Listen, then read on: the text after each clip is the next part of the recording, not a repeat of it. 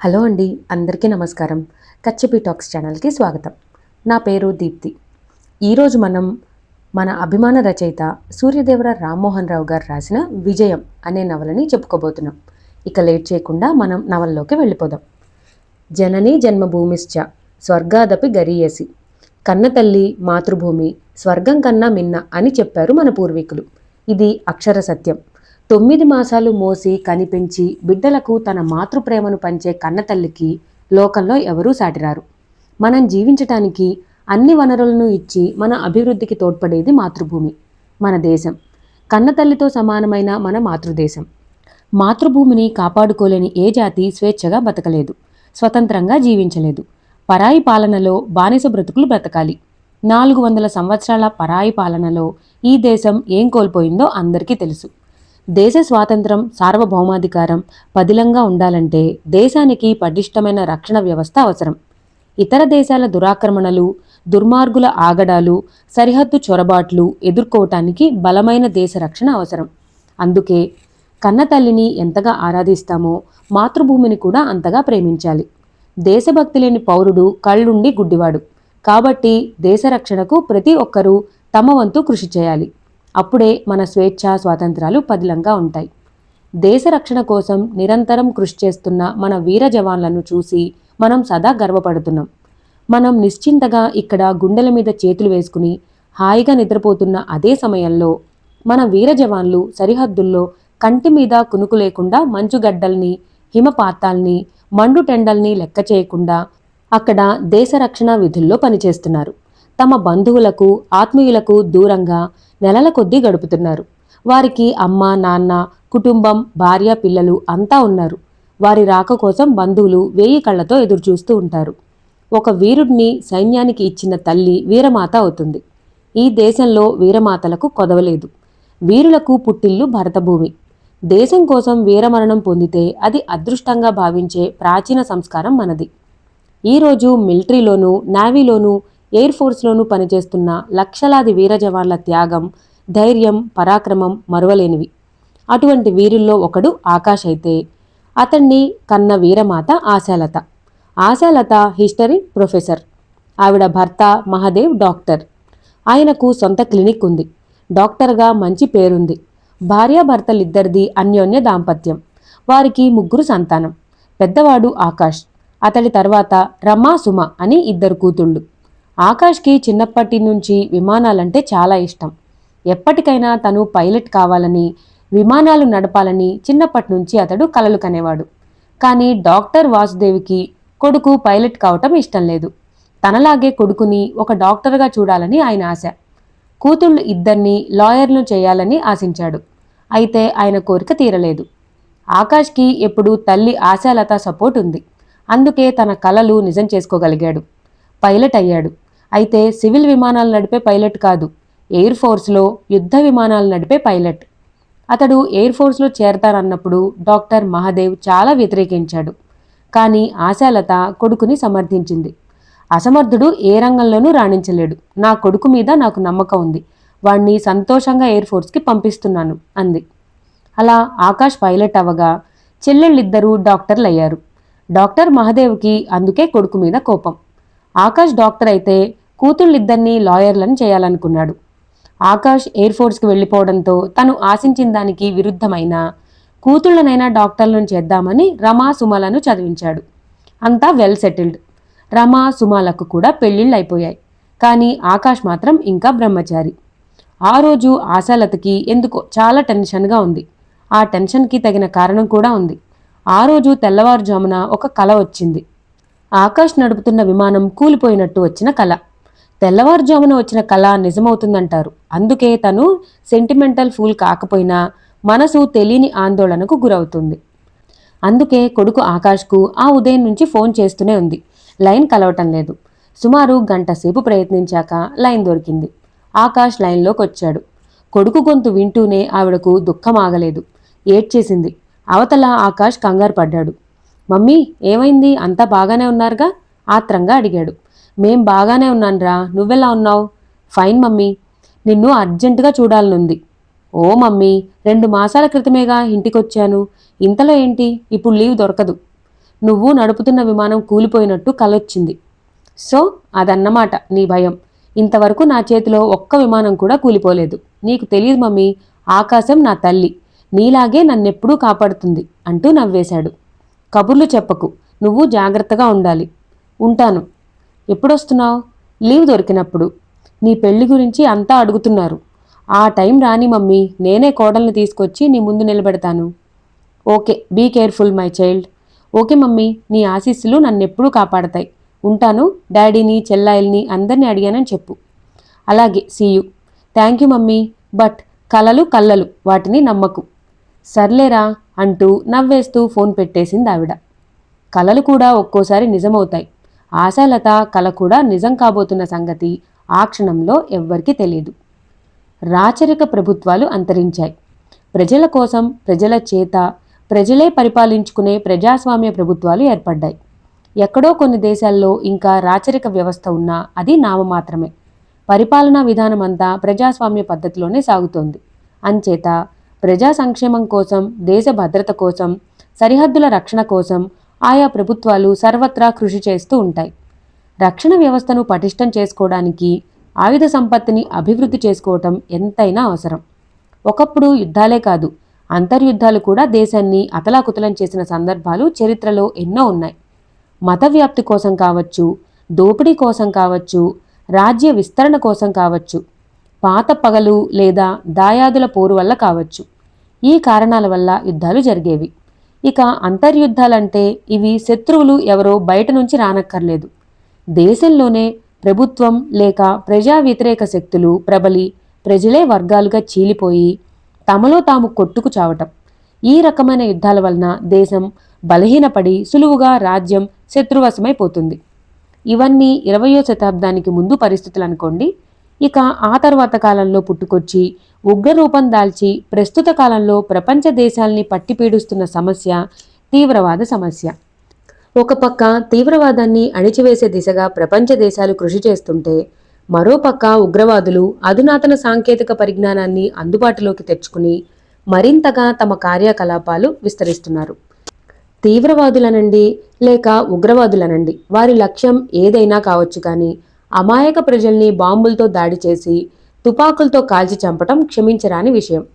మెరుపు దాడులు, కారు బాంబులు, మానవ బాంబులు, ఇలా బాంబులతో దాడి చేసి పసిబిడ్డలు, ఆడవాళ్లు, మగవాళ్ళు, వాళ్ళు వీళ్ళని లేకుండా అందరినీ చంపి ఏం సాధిస్తారో, ఎలా సాధిస్తారో వాళ్లకే తెలియాలి. దేశాధినేతలే తీవ్రవాదానికి బలైన సంఘటనలుండగా మరి సామాన్య ప్రజలకు రక్షణేది? ఉగ్రవాదుల దాడుల నుంచి నిత్యం వార్తాపత్రికల్లో చదవటం మనకి అలవాటైపోయింది. ప్రస్తుత కాలంలో ఉగ్రవాదం అనేది ఏ ఒక్క దేశానికో పరిమితమై లేదు. ప్రపంచ దేశాలన్నింటికీ ఉగ్రవాదం పెను సవాలై కూర్చుంది. ఉగ్రవాదాన్ని ఎదుర్కోవడానికి కోట్లాది రూపాయలు ఖర్చు చేస్తున్నాయి ప్రభుత్వాలు.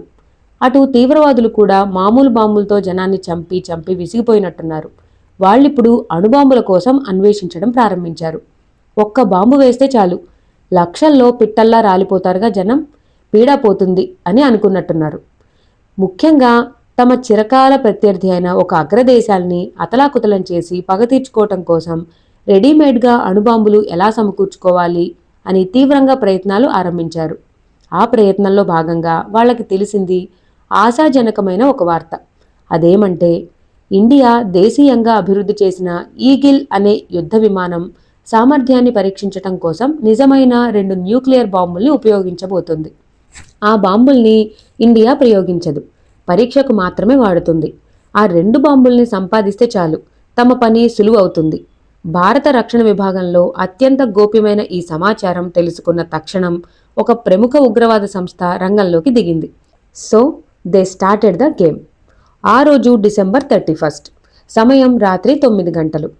ప్రపంచమంతా నూతన సంవత్సరం ఆరంభం కోసం కోలాహలంగా ఎదురుచూస్తోంది. కొత్త సంవత్సర వేడుకలతో ఢిల్లీ నగరం కళకళ్లాడుతోంది.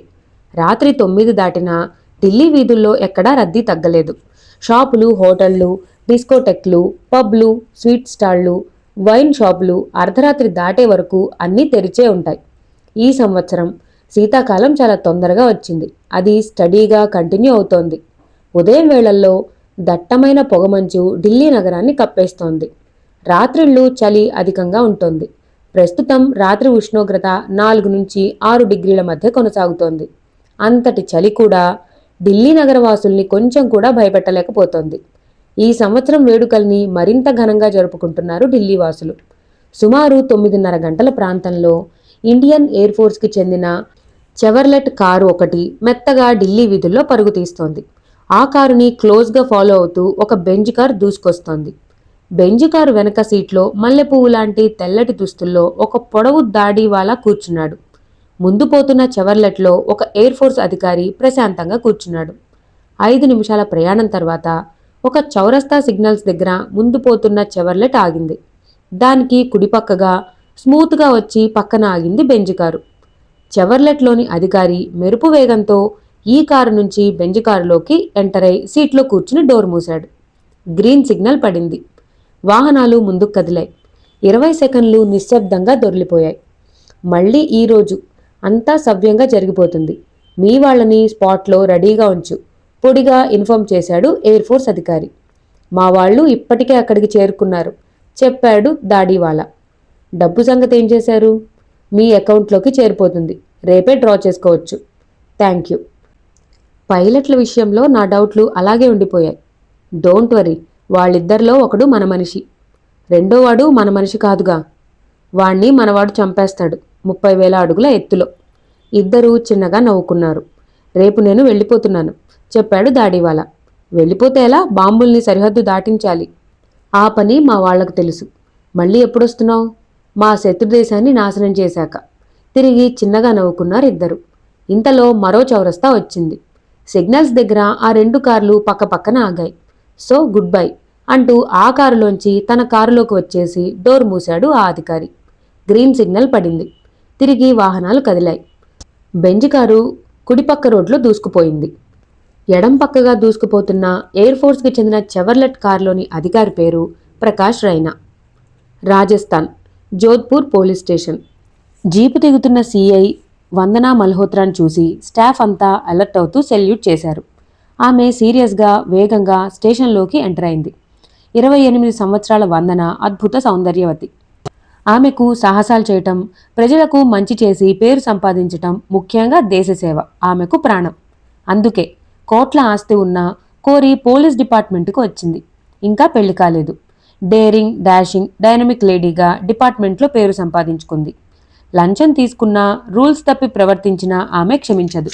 అందుకే ఆమె పేరు వింటేనే చాలు ప్రజలు ఎలా ఉన్నా డిపార్ట్మెంట్లోనే భయపడి చేస్తారు.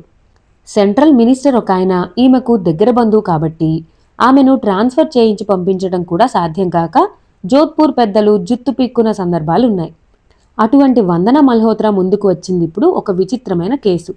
జోధ్పూర్కి దక్షిణంగా థార్ ఎడారిలో అనేక కొండగుట్టలున్నాయి. ఎర్రమట్టితో కూడిన ఆ కొండగుట్టల్ని చుట్టి ఎటు చూసినా ఇసుక ఎడారి కనిపిస్తుంది. ఈ కొండగుట్టల నడుమ పూర్వం ఒక గ్రామం ఉండేది. మంచినీరు దొరకని పరిస్థితిలో చాలా కాలం కిందటే ఆ గ్రామం ఖాళీ చేయబడింది. ప్రస్తుతం అక్కడ గ్రామం ఉండేదని గుర్తుగా పాడుబడిన అనేక ఇళ్లు దర్శనమిస్తాయి. అటువంటి ఎర్రకొండల ప్రాంతంలో అనుమానాస్పద పరిస్థితిలో సంచరిస్తున్న 25 ఏళ్ల యువకుడు ఒకణ్ణి ఒంటెల మీద నగరానికి తిరిగి వస్తున్న వ్యాపారులు కొందరు గమనించి అతన్ని పట్టుకోబోతే వాడు రివాల్వర్తో కాల్పులు జరిపాడు. ఉత్తపుణ్యానికి వాడి మూలంగా 2 ఒంటెలు చచ్చాయి. దాంతో ఆగ్రహించిన వ్యాపారులు వాడికి బాగా దేహశుద్ధి చేసి తమ వెంట తీసుకొచ్చి పోలీస్ స్టేషన్లో అప్పగించారు. ఎంత ప్రయత్నించినా వాడు వెర్రి చూపులు చూస్తూ మూగవాడిలా నటిస్తున్నాడు కానీ తన వివరాలు చెప్పటం లేదు. విసుగు పుట్టిన ఎస్ఐ ఈ విషయాన్ని సిఐ వందనా మల్హోత్రాకు ఫోన్ చేసి చెప్పాడు.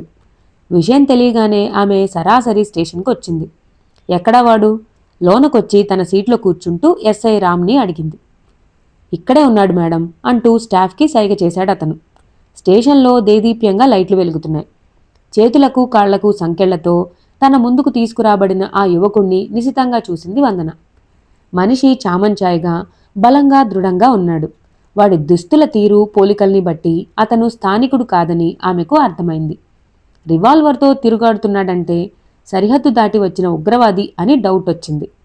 చెప్పరా, నీ పేరేమిటి? వాణ్ణి చూస్తూ అడిగింది. వాడు చెప్పలేదు. పిచ్చి చూపులు చూశాడు.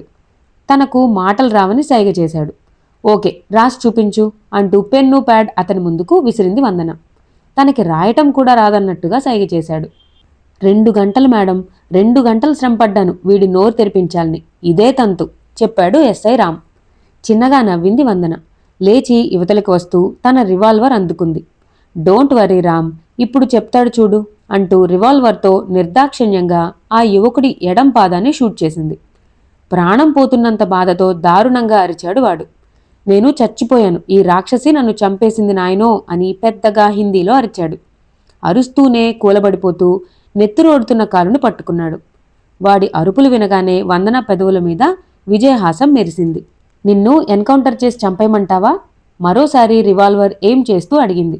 వద్దు వద్దు అని అరుస్తూ టారెత్తిపోయి వెనక్కి వెనక్కి జరిగాడు వాడు. ఇంతవరకు వాడు నిజంగానే మూగవాడిని భావించాడు ఎస్ఐ రామ్. వాడి చేత నోరు విప్పించిన వందనా మల్హోత్రాను చూసి ఆశ్చర్యపడకుండా ఉండలేకపోయాడు. ఆమెలోని స్పెషాలిటీ అది. సంథింగ్ స్పెషల్ ఆమె. అరే బద్మాష్, ఇంకా నువ్వు మూగవాడిలా నటిస్తే నీ తల పేలిపోతుంది. అడిగిన వాటికి సూటిగా ఖచ్చితంగా బదులు చెప్పాలి. చెప్తావా? వాడికెదురుగా చైర్లాగి కూర్చుంటూ అడిగింది. చెప్తాను మేడం అన్నాడు బాధను భరిస్తూ వాడు. నీ పేరేమిటి? వెంటనే అడిగింది. వసీం మాలిక్. పాకిస్తానీ? అవును, ముల్తాన్కి చెందినవాణ్ణి. గుడ్. ఇండియాలో ఏం పని? చూడాలనిపించి వచ్చాను. వీసా దొరకలేదు. బోర్డర్ దాటి వచ్చేశాను. ఎడారిలో ఎటుపోవాలో తెలియక ఆ ఎర్రగుట్టల దగ్గరే తిరుగుతుంటే వాళ్ళు పట్టుకున్నారు. రివాల్వర్ ఎందుకు తెచ్చుకున్నావు? ఆత్మరక్షణకు. నీ వెంట ఎంతమంది వచ్చారు? ఈ ప్రశ్న వాడు ఊహించనిది. గొంతులో పచ్చి వెలగపండు ఏదో అడ్డం పడినట్టయింది. వెంటనే బదులు చెప్పలేకపోయాడు. అంతేకాదు, తన మాటల్ని ఆమె నమ్మటం లేదని కూడా అర్థమైంది. చెప్పు, ఎంతమంది వచ్చారు? తన ప్రశ్నను రిపీట్ చేసింది. 10 మంది మేడం చెప్పాడు. రివాల్వర్ని అటూ ఇటూ తిప్పి పరిశీలిస్తూ కూల్గా అడిగింది వందన. మీదే గ్రూప్? అల్ఖైదా, లష్కరే తోయిబా అంటూ. లేదు లేదు అని అరిచాడు వెంటనే వాడు. మాకు ఏ ఉగ్రవాద గ్రూప్తోనూ సంబంధాలు లేవు మేడం, ఒట్టు అంటూ. మిగిలిన వాళ్ళంతా ఎక్కడా? అదే ఆశ్చర్యం మేడం. మేము ఎండలో ఎడారిలో నడుచుకుంటూ ఆ ఎర్రగుట్టల ప్రాంతానికి చేరుకునేసరికి అలసిపోయాం. మంచినీరు అయిపోయింది. దాహంతో చచ్చిపోయేలా ఉన్నాం. వాళ్ళని అక్కడే ఉండమని చెప్పి నేను మంచినీటి కోసం గుట్టల్లోకి వెళ్ళాను. నేను నీరు తాగి వాళ్ల కోసం నీరు తెచ్చేసరికి వాళ్ళు కనపడలేదు. ఏమయ్యారో తెలియదు. వాళ్ల కోసం గాలిస్తుంటే అనుమానించి ఆ ఒంటెల మీద పెద్ద మనుషులు నన్ను పట్టుకున్నారు. లేదు, నువ్వు నిజం చెప్పటం లేదు. నేను నిజమే చెప్పాను మేడం. నీతో వచ్చిన వాళ్ళెవరు? అంతా పాకిస్తానీలేనా? 4 పాకిస్తానీలం. ముల్తాన్ నుండే వచ్చారా? 2 ముల్తాన్కి చెందిన వాళ్ళం, 2 కరాచీ వాళ్ళు. మిగిలిన వాళ్ళు? 4 ఆఫ్ఘనిస్తాన్కి చెందిన వాళ్ళు, 2 సౌదీ వాసులు. మీరంతా ఇండియా చూడాలని వచ్చారంటావు. అవును మేడం. ఒరే, నీ రెండో కాలు కూడా పనికి రాకుండా చేస్తే కానీ నీ నోటి నుంచి ఇంకా నిజాలు రావు. భయపడకు, ఆ కార్యక్రమం రేపు అంటూ ఆమె లేచి రివాల్వర్ హోల్స్టర్లో వేస్తూ ఎస్ఐ రామ్ వంక చూసింది. వీడి పాదానికి ట్రీట్మెంట్ చేయించి సెల్లో పడేయండి. నేనోసారి ఎర్రగుట్టల్లోకి వెళ్ళి చూసి రావాలి. తర్వాత వీడి సంగతి చూస్తాను. వీడి విషయంలో మీరు అలర్ట్గా ఉండాలి. ఎస్ మేడం, డోంట్ వర్రీ, వీడి సంగతి మేము చూసుకుంటాం అంటూ హామీ ఇచ్చాడు ఎస్ఐ రామ్. ఉదయం 7 గంటలు. పొగమంచు దట్టంగా ఉంది. ఎయిర్ఫీల్డ్లోని పచ్చని పచ్చిక మంచునీళ్లతో తడిసి ముద్దవుతోంది. ఆ పచ్చిక మీద 2 యువకులు వేగంగా పరుగుతీస్తున్నారు. ఇద్దరి మధ్యన 20 అడుగుల దూరం ఉంది. 2 మార్నింగ్ జాగింగ్ దుస్తుల్లో ఉన్నారు. 2 ఒకే రకమైన ఎత్తు, లావు కలిగి ఉన్నారు. బలంగా, దృఢంగా, అదే సమయంలో ఎంతో చలాకీగానూ హుషారుగానూ ఉన్నారు. ఆ ఇద్దరిలో ముందు పోతున్న దబ్బపండు కలర్లోని యువకుడి పేరు ఆకాష్. వెనకే ఫాలో అవుతున్న చామంచాయి యువకుడి పేరు సిద్ధార్థ. వాళ్ళిద్దరూ సామాన్య యువకులు కాదు. Air force wing commanders. ఆకాశంలో అద్భుతాలు సృష్టించగల యుద్ధ విమానాల చోదకులు. ఎలాంటి యుద్ధ విమానాలైనా వారి చేతుల్లో మెరుపు వేగంతో దిగంతాల వైపు దూసుకుపోవాల్సిందే. ముఖ్యంగా యుద్ధ విమానాలు. అవి స్వదేశీవైనా, విదేశాల నుంచి కొనుగోలు చేసినవైనా వాటి సామర్థ్యాన్ని పరీక్షించగల స్పెషల్లీ ట్రైన్డ్ పైలట్స్ 25 మందిలో వీళ్ళిద్దరూ టాప్ ర్యాంకర్స్. భయమంటే ఏమిటో తెలియదు. గంటకు 3500 కిలోమీటర్ల శబ్ద వేగంతో గగనతలంలో దూసుకుపోయే యుద్ధ విమానంతో అద్భుత విన్యాసాలు ప్రదర్శించగల నేర్పు, నైపుణ్యం వీరి సొంతం. అందుకే ఎయిర్ ఫోర్స్లోకి చేర్చబడిన కొత్త యుద్ధ విమానం ఏదైనా సరే వీరిద్దరూ పరీక్షించి ఓకే చెప్తే గాని అది సర్వీస్లోకి తీసుకోబడదు. అటువంటి వింగ్ కమాండర్స్ ఆకాష్, సిద్ధార్థాలు బెస్ట్ ఫ్రెండ్స్. ఎప్పట్లాగే ఈరోజు కూడా జాగింగ్ చేస్తూ చిన్న పందెం వేసుకున్నారు. ఇలా చిన్న చిన్న పందాలు కాసే అలవాటు సిద్ధార్థది. అక్కడికి ఇంకా 1/2 కిలోమీటర్ దూరంలోని సిమెంట్ పోల్ మీద గాలికి రెపరెపలాడుతున్నాయి 2 100 రూపాయల కరెన్సీ నోట్లు. జాగింగ్కి వచ్చేటప్పుడే చెరో నోటు అక్కడ ఉంచారు. ఇప్పుడు రన్నింగ్లో ఎవరు ముందు ఆ పోల్ వద్దకు చేరుకుంటే అతనికి ఆ 2 నోట్లు సొంతమవుతాయి. కిలోమీటర్ దూరం నుంచి ఆరంభించబడింది ఆ రేస్. జెట్టు విమానాలతో ఆడుకునే ఇద్దరు పైలట్ల మధ్యన రన్నింగ్ రేస్ అంటే అది సూపర్ రేస్ అని వేరే చెప్పక్కర్లేదు. తమాషా ఏమంటే ఆకాష్, సిద్ధార్థ ఇద్దరు బెస్ట్ ఫ్రెండ్స్. సో ఇది ఫ్రెండ్లీ రేస్ తప్ప మరేమీ కాదని వేరే చెప్పక్కర్లేదు. వెనకబడిన సిద్ధార్థ ఎలాగైనా ఆకాష్ను దాటి ముందుకు దూసుకుపోవాలని శాయశక్తిలా పరుగు తీస్తున్నాడు. కానీ అదంత సులభ సాధ్యంగా కనిపించలేదు. ఎంత ప్రయత్నించినా తనకు 10 అడుగుల దూరంలో ముందుకు దూసుకుపోతూనే ఉన్నాడు. క్రమంగా దూరం తరిగిపోయింది. సుడిగాలిలా ముందుగా దూసుకువచ్చిన ఆకాష్ పోలు మీద కరెన్సీ నోట్లు 2 తీసి జేబులోకి తోస్తూ అక్కడే రన్వే మీద కాళ్లు బార్లా చాపి కూర్చుండిపోయాడు. ఆయాసంతో రొప్పుతూనే చిన్నగా నవ్వాడు. అతడి వెనకే వచ్చిన సిద్ధార్థ పక్కనే కూలబడి నవ్వాడు. నాకు తెలుసు ఆకాష్, నిన్ను దాటి నేను ముందుకు పోలేనని అన్నాడు నవ్వుతూనే. నేనలా అనుకోవటం లేదు అన్నాడు తను నవ్వుతూ ఆకాష్. ఏమనుకుంటున్నావు? బూటులేసు సరిచేసుకుంటూ అడిగాడు. మన ఫ్రెండ్షిప్ చాలా బలమైంది. నాకన్నా నా మీద నీకే అమిత అభిమానం. సో నన్ను గెలిపించాలని నువ్వే ప్రతిసారి కావాలని ఓడిపోతున్నావు. Am I correct? Of course you are right. దీన్ని బట్టి నాకు అర్థమైందేమంటే నేను సెంటిమెంట్ ఫూల్నని నీ ఉద్దేశం. That's right. నీ పేరే సిద్ధార్థ కదా. ఇద్దరూ ఆహ్లాదంగా నవ్వుకున్నారు. ఆకాష్, నా పేరు సిద్ధార్థ కానీ నేను సిద్ధార్థుణ్ణి కాను. అవసరమైతే సెంటిమెంట్లు పక్కన పడేసి నీ నుదుటి మీద గన్ ఎక్కుపెట్టాల్సి వచ్చినా నేను వెనకాడ్ను అన్నాడు సిద్ధార్థ. యూ ఫూల్, అలాంటి దుర్భరమైన క్షణం ఒకటి వస్తుందని నేను అనుకోను అంటూ లేచాడు ఆకాష్. అంతలో ఆకాష్ సెల్ రింగ్ అయింది. హలో పిలిచాడు. అవతల నుంచి వినిపించిన ఆర్డర్ వింటూనే అతడి ముఖంలో రంగులు మారాయి. ఓకే అంటూ లైన్ కట్ చేశాడు. ఎవరు అడిగాడు సిద్ధార్థ తను లేచి బయలుదేరుతూ. ఆర్డర్స్. షార్ప్గా 10 గంటలకు మనం జనరల్ చౌదరి సాబ్ని కలవాలి. ఇద్దరూ పక్కపక్కనే నడుస్తున్నారు. ఆపరేషన్ డబుల్ స్టార్కు బహుశా కౌంట్డౌన్ స్టార్ట్ అయి ఉంటుంది. కాసేపాగి చెప్పాడు సిద్ధార్థ. ఐ థింక్ సో, నేను అదే అనుకుంటున్నాను. నా ఉద్దేశమైతే మనం ఇది డ్రాప్ చేసుకోవటం మంచిది. ఎందుకలా అనుకుంటున్నావు? కొత్త ఫ్లైట్ ఈగిల్ మీద నీకు నమ్మకం లేదా? ఫ్లైట్ మీద నమ్మకం ఉంది, కానీ ఫ్లైట్లో ఉన్న 2 అణుబాంబుల మీద నమ్మకం లేదు. మనం 30,000 అడుగుల ఎత్తున ప్రయాణించి మనం పరీక్షించేది ఈగిల్ సామర్థ్యాన్నే కాదు, బాంబుల శక్తిని కూడా. పొరపాటున రేడియేషన్ తాకితే ఫ్లైట్లు మిగలదు. మనము అట్నుంచటే పైకే వెళ్ళిపోతాం. అందుకే దీనికి ఆపరేషన్ డబుల్ స్టార్ అని కోడ్ చేశారు. యుద్ధంలో చేస్తే అది వీరమరణం. ఇలా ప్రయోగాల కోసం ప్రాణాలు బలిపెట్టడం మూర్ఖత్వం. ఏదో వంకపెట్టి నేను ఈ ఆపరేషన్ నుండి తప్పుకుంటాను, నువ్వు కూడా అలాగే చెయ్యి. స్టూపిడ్లా మాట్లాడుకు సిద్ధార్థ. నీ మాటలు వింటుంటే దేశం కోసం నిరంతరం శ్రమించే మన శాస్త్రవేత్తల శక్తి సామర్థ్యాలను అవమానించినట్టుంది. Shame to you. ఈ ప్రయోగం కూడా దేశం కోసమే. అందుకే ఈ ఆపరేషన్ ఫెయిల్ అయ్యి మనం మరణించినా అది వీరమరణమే అవుతుంది. నీకో విషయం తెలుసా? ఇండియా అణ్వస్త్రరహిత దేశమే. మన వద్ద అణ్వస్త్రాలు లేవు. ఇది ప్రపంచానికి అంతటా తెలిసిన విషయం. కానీ ఇండియా తలుచుకుంటే తెల్లవారేసరికి అణ్వస్త్రాలు సిద్ధంగా ఉంటాయి. ఇది కూడా నిజం. ఎందుకంటే మనకున్న శక్తి సామర్థ్యాలు అలాంటివి. రేపు పొరపాటున 3వ ప్రపంచ యుద్ధమే వస్తే అప్పటి పరిస్థితి ఎలా ఉంటుందో తెలియదు. అణ్వస్త్రాల్ని మోసుకు వెళ్లి టార్గెట్ మీద ప్రయోగించగల విమానాలు, సాంకేతిక పరిజ్ఞానం మనకు అవసరం ఉంది. అందులో భాగంగానే ఈ ఆపరేషన్ డబుల్ స్టార్ నిర్వహిస్తున్నాం. దీనికోసమే 2 అణుబాంబులు తయారు చేశారు. బాంబుల నుండి రేడియేషన్ అంటే అణుధార్మిక శక్తి లీక్ అయితే ఆ వేడికి విమానం పేలిపోతుంది. అలా జరగకుండా మన శాస్త్రవేత్తలు అన్ని జాగ్రత్తలు తీసుకుని తయారు చేసిన బాంబులతో మనం సరికొత్త యుద్ధ విమానం ఈగిల్ను, దాని సామర్థ్యాన్ని పరీక్షించబోతున్నాం. ఈ అపూర్వ అవకాశం మనకు దక్కుతున్నందుకు గర్వపడాలి, భయపడకూడదు. So choice is yours. భయపడి తప్పుకుంటావో, ధైర్యంతో ముందుకొస్తావో నీ ఇష్టం అంటూ వివరించాడు ఆకాష్. అంతా శ్రద్ధగా విన్నాడు సిద్ధార్థ. అప్పటికి మిలిటరీ ఎయిర్ బ్యాగ్ పార్కింగ్ ప్రాంతాన్ని సమీపించారిద్దరు. Akash green colour car, Siddharth red colour car అక్కడ పక్కపక్కనే ఉన్నాయి. ఓకే ఆకాష్, నీ వివరణ నాకు నచ్చింది. ఆపరేషన్ డబుల్ స్టార్ మనిద్దరమే నిర్వహిస్తున్నాం. వీరమరణమే సంభవిస్తే ఓకే, జంటగానే మనిద్దరం స్వర్గంలోకి వెళ్ళిపోదాం అన్నాడు నవ్వుతూ సిద్ధార్థ. అతడి నవ్వుతో శృతి కలిపాడు ఆకాష్. ఇద్దరూ కార్లు స్టార్ట్ చేశారు. ఆకాష్ కారు వెనకే తన కారును ముందుకు దూకించాడు సిద్ధార్థ. ట్రైనీస్ నడుపుతున్న డకోటా విమానాలు 3 గగనతలంలో చక్కర్లు కొడుతూనే ఉన్నాయి. అనుకున్నది అనుకున్నట్టు చేయటం ఒక్కోసారి ఎంతటి వారికైనా సాధ్యం కాదు. ఏదో ఒక కారణం చేత లేదా అవాంతరం కారణంగా ప్రోగ్రాంని వాయిదా వేసుకోవాల్సి వస్తుంది. అదో సరిగ్గా అలాంటి పరిస్థితే సిఐ వందన మల్హోత్రాకు ఎదురైంది.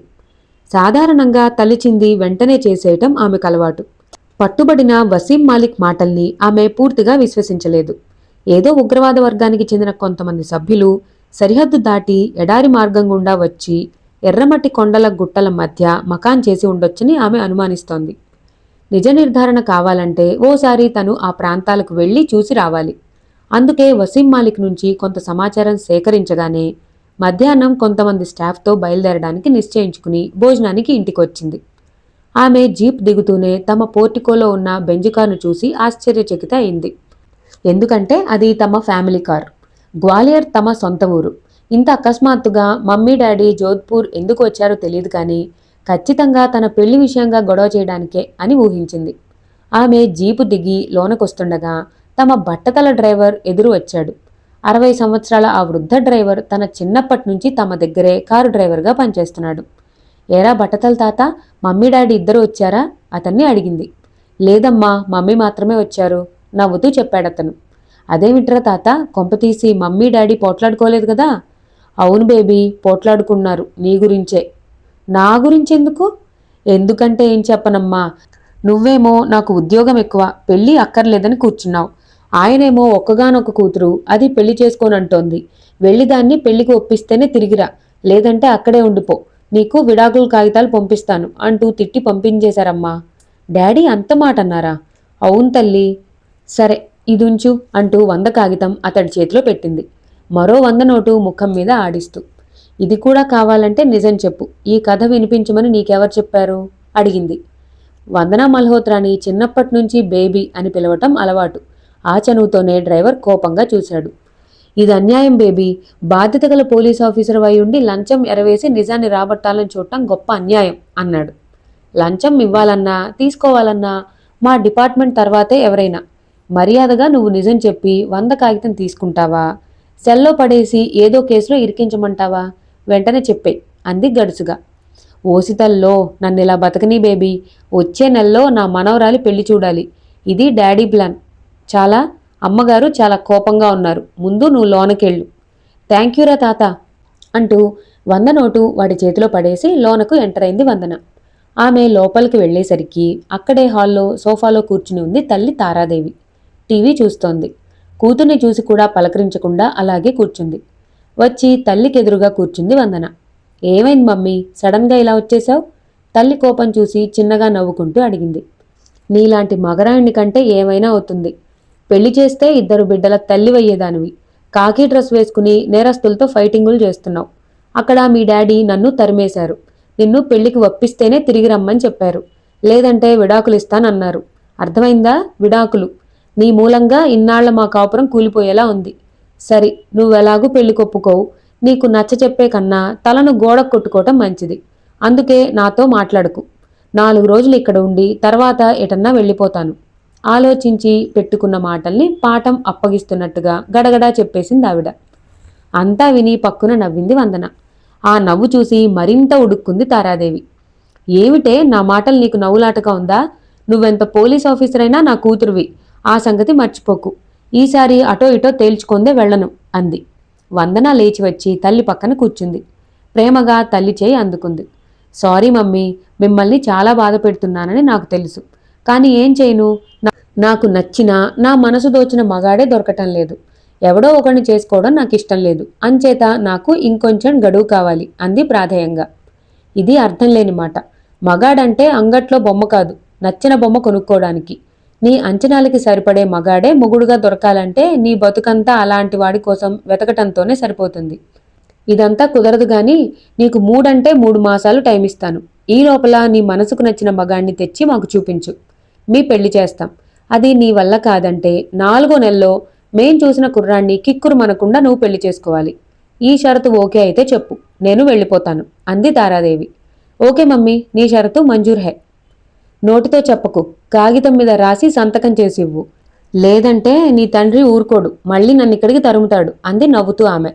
ఓకే రాసిస్తాను, నాకేం భయమా అంటూ కాగితం మీద రాసి సంతకం చేసిచ్చింది తారాదేవికి. రాకరాక వచ్చిన తన తల్లిని వదిలి డ్యూటీ మీద వెళ్ళిపోవటం వందనకి సాధ్యం కాలేదు. ఆ రోజు తల్లితో హ్యాపీగా గడిపింది. అయితే ఈ లోపల ఒక ఘోరం జరిగిపోయింది. ఆ రాత్రి అలా జరుగుతుందని ఎవరూ ఊహించలేదు. అర్ధరాత్రి సుమారు 1 గంట ప్రాంతం. ఆ వీధిలో వీధి లైట్లు కూడా సరిగా వెలగటం లేదు. కనుచూపు మేర మనిషి కనిపించడం లేదు. జోధ్పూర్ వాసులు ఆదమరిచి నిద్రపోతున్న సమయం. నిర్మానుష్యంగా ఉన్న వీధుల్లో చలిగాలులు షికారు చేస్తున్నాయి. అటువంటి నిశీధి వేళ ఆ వీధిలోకి ఎంటర్ అయ్యాయి 2 జీపులు. 2 జీపుల్లోనూ చాలామంది సాయుధులు ఉన్నారు. వాళ్ళందరి దృష్టి వీధి ఎగువకు ఉంది. ఎందుకంటే పోలీస్ స్టేషన్ ఉన్నది ఆ వీధి చివర్లోనే. ఇక్కడ ఆపేద్దామా? ముందు జీపులోని ఒక వ్యక్తి పక్కవాణ్ణి అడిగాడు. వద్దు, స్టేషన్ దాటి ముందుకు పోనిచ్చి ఆపండి, కరుగ్గా హెచ్చరించాడు పక్క వ్యక్తి. అతడి పేరు రెహమాన్, ఆ గ్రూపు లీడర్. జీపులు నెమ్మదిగా ముందుకు సాగుతున్నాయి. క్రమంగా పోలీస్ స్టేషన్ దాటాయి. స్టేషన్ ఆవరణలో 2 నైట్ డ్యూటీ పోలీసులు కునుకుపాట్లు పడుతూ ఒక బల్ల మీద కూర్చునున్నారు. స్టేషన్ మొత్తం నిశ్శబ్దంగా ఉంది. లోపల ఎంతమంది స్టాఫ్ ఉన్నారో తెలియదు. వసీం మాలిక్ను ఇక్కడే ఉంచారుగా? రెహమాన్ అడిగాడు. అవును, డౌటే లేదు, నమ్మకంగా చెప్పాడు పక్కవాడు. ఓకే, జీపులు ఆపండి. రోడ్డు పక్కన చెట్టు కింద ఒకదాని వెనుక ఒకటిగా ఆగాయి జీపులు 2. వాటిలోని సాయుధులంతా కిందకు దిగారు. ఏం చేద్దాం, స్టేషన్ని ముట్టడి చేద్దామా అడిగాడు ఒకడు. ఒకటి గుర్తుపెట్టుకోండి, హెచ్చరించాడు రెహమాన్. ముట్టడించి తెల్లవార్లు ఇక్కడ ఫైటింగ్ చేస్తూ కూర్చోడానికి మనం ఇక్కడికి రాలేదు. వసీం మాలిక్ను వీలైతే విడిపించటం, లేదంటే చంపేయటం, ఇది మన ఉద్దేశం. పోలీసుల టార్చర్కి తట్టుకోలేక వసీంగాడు నోరు విప్పితే మనం వచ్చిన పని నాశనమవుతుంది. ముందు స్టేషన్లో ఉన్న స్టాఫ్ ఎంతమందో తెలియాలి. వెళ్ళండి, అవసరమైతే స్టేషన్ను బాంబులతో ధ్వంసం చేయండి. పని పూర్తి కాగానే వచ్చేయండి, మూవ్ అంటూ ఆర్డర్ చేశాడు రెహమాన్. 2 జీపుల నుంచి సుమారు 15 మంది ఉగ్రవాదులు కిందకి దిగారు. వాళ్లంతా చీకట్లో చీకటిగా కలిసిపోతూ పోలీస్ స్టేషన్ వైపుగా కదిలారు. ముంచుకొస్తున్న ప్రమాదాన్ని ఏమాత్రం ఊహించని సెంట్రీ డ్యూటీలోని పోలీసులు 2 కునికిపాట్లు పడుతూ బల్ల మీద అలాగే కూర్చుని ఉన్నారు. ఇంతలో స్టేషన్ లోపల నుంచి అప్పుడే బయటకొచ్చాడు ఒక కానిస్టేబుల్. సిగరెట్ వెలిగించుకోబోతూ ఎందుకో డౌట్ వచ్చి రోడ్డు వైపు చూశాడు. చూడగానే కరెంట్ షాక్ కొట్టినట్టు ఉలిక్కిపడ్డాడు. నీడల్లా స్టేషన్ ఆవరణలోకి కదులుతున్నాయి కొన్ని ఆకారాలు. ఎవరైంది అర్థం కాలేదు, కానీ ఏదో జరగబోతుందని ఊహించేశాడు. ఎవరది అరిచాడు పెద్దగా. నిశీధిలో తుపాకీ శబ్దంలా మారుమోగింది అతడి గొంతు. ఆ గొంతు వింటూనే ప్రత్యర్థులు ఎక్కడి వాళ్ళక్కడ ఆగిపోయారు. కునికిపాట్లు పడుతున్న కానిస్టేబుల్స్ 2 అదిరిపడి లేచి గన్స్ అందుకున్నారు. ఈ లోపల వచ్చిన ఆగంతుకుల్లో ఒకడు తొందరపడి తుపాకీ ప్రయోగించాడు. గుడ్డిగా చీకట్లోకి దూసుకుపోయింది తూట. పోలీసులు అలర్ట్ అవుతూ లోపలికి పరుగు తీశారు. ఈ హడావుడికి లోన నిద్రలిపోతున్న స్టాఫ్ లేచిపోయారు. వేగంగా తుపాకులు అందుకున్నారు. పోలీస్ స్టేషన్ కట్టడంలోంచి కాల్పులు ఆరంభం కావడంతో ప్రత్యర్థులు కాల్పులు ఆరంభిస్తూ కట్టడాన్ని చుట్టుముట్టే ప్రయత్నాలు ఆరంభించారు. ఇరుపక్కలా దారుణంగా కాల్పులు కొనసాగుతున్నాయి. కాల్పులు ఆరంభం కాగానే జీపుల వద్దనున్న రెహమాన్ తనతో ఉన్న మరికొందరిని తీసుకుని వేగంగా వచ్చేశాడు. కాల్పుల శబ్దాలకు ఒక్కసారిగా ఆ వీధి మేల్కొంది. ఏం జరుగుతుందో అర్థం కాక అక్కడి పౌరులు తలుపులు తీసుకుని బయటకు వచ్చి చూస్తున్నారు. పోలీస్ స్టేషన్ని దుండగులు చుట్టుముట్టి కాల్పులు జరుపుతున్నారని తెలిసి అవాక్కైపోయారు. ఈ లోపల అక్కడ రెహమాన్కి తాము ఎక్కువసేపు ఇక్కడ ఉండటం ప్రమాదమని తెలుసు. తమ లక్ష్యం పోలీసులు కాదు, వసీం మాలిక్. వాడి ద్వారా తమ రహస్యాలు పోలీసులకు తెలియకుండా ఉండాలంటే వాణ్ణి విడిపించి తమతో తీసుకుపోవాలి, లేదా వాణ్ణి అంతం చేయాలి. వేసేయండ్రా బాంబులు, వేసి స్టేషన్ని పునాదులతో సహా కూల్చేయండి, టైం వేస్ట్ చేయొద్దు, త్వరగా అంటూ ఆర్డర్ వేశాడు రెహమాన్. మొదటి hand grenade police station portico మీద పడి భయంకరమైన శబ్దంతో పేలింది. పోర్టికో కుప్పకూలింది. ప్రత్యర్థులు బాంబులతో అటాక్ చేస్తున్నారని అర్థం కాగానే పోలీసులకు దిక్కుతోచలేదు. లోపలున్న 10 మంది క్షణం కూడా ఆలస్యం చేయలేదు. స్టేషన్ వెనక వైపు డోర్ గుండా బయటకి తోటలోకి పారిపోయి ప్రాణాలు కాపాడుకున్నారు. లోపల సెల్లో ఉన్న వసీం మాలిక్ గురించి వాళ్ళకి గుర్తులేదు. వర్షంలా వచ్చిపడిన హ్యాండ్ గ్రనేడ్స్ తాకిడికి పోలీస్ స్టేషన్ రాళ్ల కుప్పగా మారి దారుణంగా తగలబడిసాగింది. కట్టడం కూలిపోయిన తక్షణం రెహమాన్ వర్గం వేగంగా పరుగులెత్తి తమ జీపులో ఎక్కేశారు. పోలీసులు వీధిలోకి వచ్చి వాళ్ల మీద కాల్పులు జరుపుతూ వెన్నంటారు, కానీ ఆపలేకపోయారు. కన్ను మూసి తెరిచేలోగా జీపులు అదృశ్యమయ్యాయి. ఈ సంఘటనలో విశేషమేంటంటే అటు పోలీసులు కానీ ఇటు ఉగ్రవాదులు కానీ ఎవరికీ ప్రాణనష్టం జరగలేదు. బలైపోయింది మాత్రం లోన సెల్లో చిక్కుకుపోయిన వసీం మాలిక్ మాత్రమే. ఫోన్ ద్వారా వందనకి రిపోర్ట్ చేరింది. వార్త విన్న తక్షణం బయలుదేరి స్టేషన్కు వచ్చేసింది వందన మల్హోత్రా. మరో అరగంట లోపలే కొందరు సైనికాధికారులు కూడా వచ్చి చేరుకున్నారు. ఫైర్ ఇంజన్లు వచ్చి గంటసేపు పోరాడి స్టేషన్ నుంచి మంటలు ఇతర కట్టడాలకు వ్యాపించకుండా అదుపు చేసి ఆర్పేశారు. శిథిలాల నుంచి సగానికి సగం కాలిపోయిన స్థితిలో పడున్న వసీం మాలిక్ మృతదేహాన్ని బయటకు తీసుకువచ్చారు. ఈ హడావుడి అంతా ముగిసేసరికి తూర్పున వెలుగురేఖలు విచ్చుకుంటున్నాయి. జరిగిన సంఘటన తాలూకు వివరాలను పై అధికారులకు వివరించింది వందన. వచ్చిన వాళ్లు ఉగ్రవాదులు, సందేహం లేదు. తమ రహస్యాలు బయటపడకుండా చేయటానికి వసీం మాలిక్ను అంతం చేసే లక్ష్యంతోనే వాళ్లు వచ్చి తమ పని ముగించుకుని వెళ్ళిపోయారు. వాళ్ళు ఎడారిలోనే ఎక్కడో ఉంటున్నారు. ఖచ్చితంగా అది ఎర్రగుట్టల ప్రాంతం కావచ్చు. వాళ్ళని ట్రేస్ చేసి బంధించడం కోసం పై అధికారుల పర్మిషన్తో ఒక పోలీస్ బృందాన్ని ఏర్పాటు చేసుకుంది వందన. 2 ఎస్ఐలతో కూడిన 30 మంది సాయుధ పోలీస్ బలగం అది. ఆ రోజు ఉదయం స్టేషన్ వద్ద పనులతోనే సరిపోయింది. 10 గంటలకు తల్లికి నచ్చజెప్పి పంపించేసింది. ఆవిడ తమ బెంజ్ కారులో గ్వాలియర్కు వెళ్లిపోయింది. మధ్యాహ్నం 3 గంటల ప్రాంతంలో ఉగ్రవాదుల ఏరివేత కోసం తన పోలీస్ బలగంతో ప్రయాణమైంది సీఐ వందన. ఆమె జీప్ను అనుసరించి 2 పోలీస్ జీపులు, ఒక పోలీస్ వ్యాన్ బయలుదేరాయి. అవి జోధ్పూర్ను వదిలి దక్షిణంగా ఎడారి భూముల వైపు ప్రయాణం ఆరంభించాయి.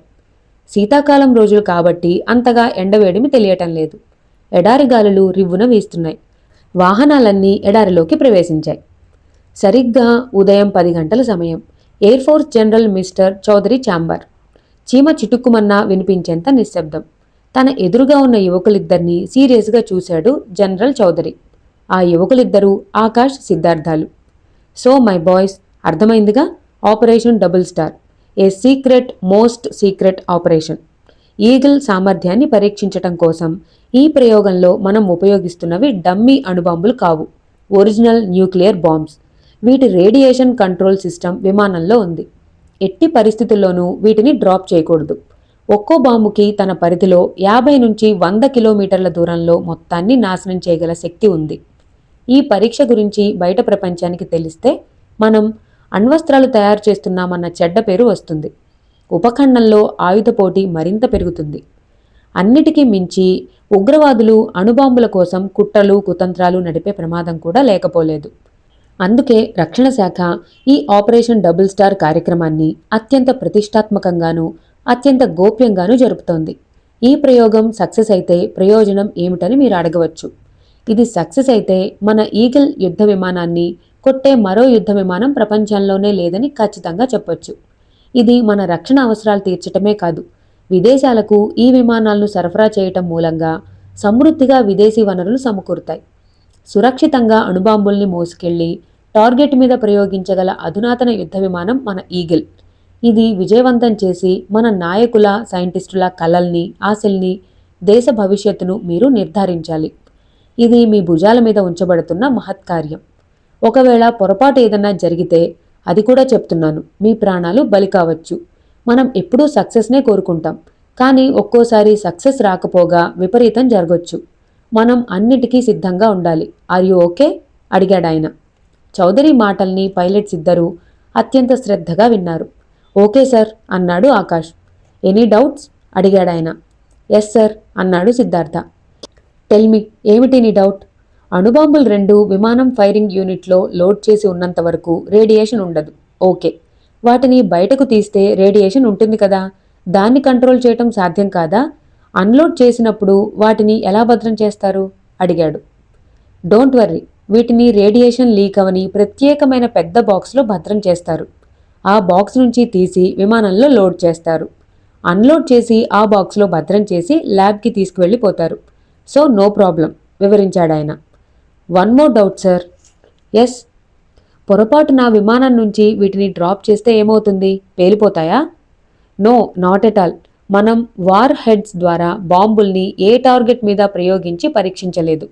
ఈ ఆపరేషన్ ఉద్దేశం కేవలం ఈగిల్ సమర్థతని పరీక్షించటం. బరువైన అణుబాంబులను మోసుకుని నిర్దేశిత వేగంతో విమానం ఎగరగలగాలి, రేడియేషన్ని తట్టుకోవాలి. ఇవి 2 సక్సెస్ అయితే చాలు. ఇకపోతే పొరపాటున బాంబులను జారవిడిస్తే ఏమవుతుంది అన్నది. 500 అడుగుల ఎత్తు నుంచి ఈ బాంబులు కింద పడ్డా పేలవు. అంతకు మించిన ఎత్తు నుంచి పడితే చెప్పలేం.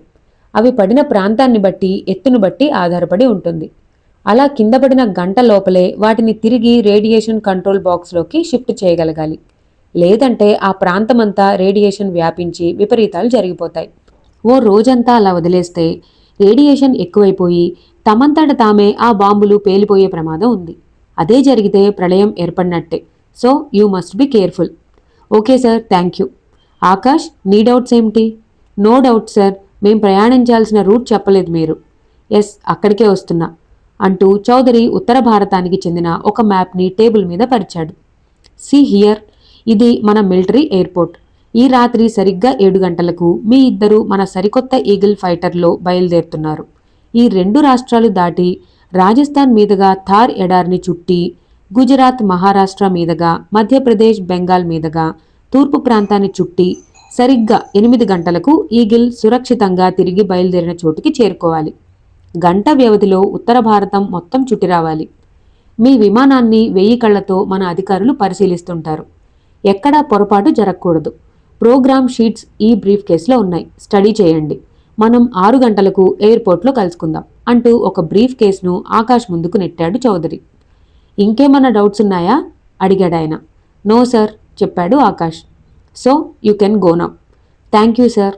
ఆకాష్, సిద్ధార్థ ఇద్దరూ లేచి స్టిఫ్గా శాల్యూట్ చేసి బయటికి వెళ్ళిపోయారు. చౌదరి గారి మనసు ఆ ఇద్దరూ వెళ్ళిపోగానే ఎందుకో అనీజీగా ఫీల్ అయింది. ఎవరికో ఫోన్ చేయడానికి రిసీవర్ అందుకున్నాడు ఆయన. ఇక్కడ మన నవలకి ఒక చిన్న బ్రేక్ ఇద్దామండి. తర్వాత ఏం జరగబోతుందో మనం వచ్చే భాగంలో తెలుసుకుందాం. ఈ వీడియో మీ అందరికీ నచ్చినట్టయితే నా ఛానల్ని సబ్స్క్రైబ్ చేసుకోండి. Thank you for watching.